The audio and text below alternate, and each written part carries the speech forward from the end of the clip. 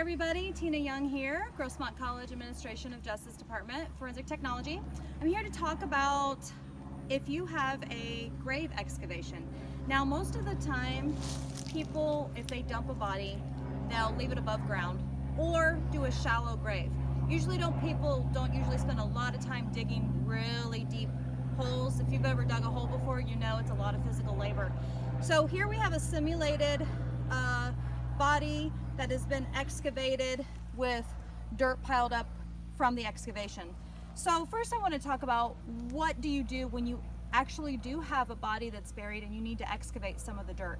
If it's buried really, really deep, there's a technique called pedestaling, and that would be where you actually dig a ditch around the body, but you'd have to figure out where the body is to do that. Most of the time, bodies aren't buried that deep. So if you had a shallow grave, you would start to move some of the dirt, and you would not use a pointed shovel. You would use a squared off shovel, something that would allow you to shave the dirt or move the dirt horizontally until you actually get to bone. So you would, instead of digging down, you would dig horizontally and move the dirt across. Once you get to the bone, you actually need to switch to some trowels. So a trowel, some kind of trowel like this would be good. You'd also wear gloves. And then once the bone is exposed a lot, you would switch to brushes. If you have hair or fiber evidence, you have to be careful with that with brushes. But then you would brush away the bone. You could use a sort of like a dustpan to help scoop some of the dirt up too. Once you have the skeleton exposed, then you can document, measure where it is, take photos, things like that. In the whole process of excavating the dirt, you need to sift for evidence. So you would need buckets. Usually the sifters that are used are big. This is a really small sifter, and basically you would, whatever dirt that you dig up out of the grave, you would use a bucket, pour some of the dirt in, and then you would sift for evidence. Now your sifting, you could have a sifting pile, and then basically whatever evidence you end up going through, you would separate out the evidence. When you get your body intact, you need to measure where it's located, and you would have a couple of stakes that would help you with those measurements. People are dumped in rural settings, not in the city usually.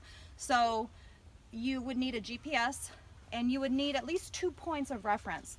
So you would get a GPS point for 2 stakes that you could put in the ground, and then you would measure from those points in a triangulation. So let's say this is point A and point B. You have the GPS coordinates for that. And then you would measure from A to B to get the first part of the triangle, and then you would measure to the different parts of the body to lock it into the grave from each point. For example, point A, you'd measure to the center of the head, point B to the center of the head. Point A, you could do the shoulders, each elbow, each hand, each knee, each foot, and so on from each point. And so you would have a triangulation for every point that would lock in the body. When the body is excavated, all of the bones need to be looked for, and it all would be excavated at the same time, not pieces and parts of the bones. Different parts would be bagged to make sure you don't lose the small bones.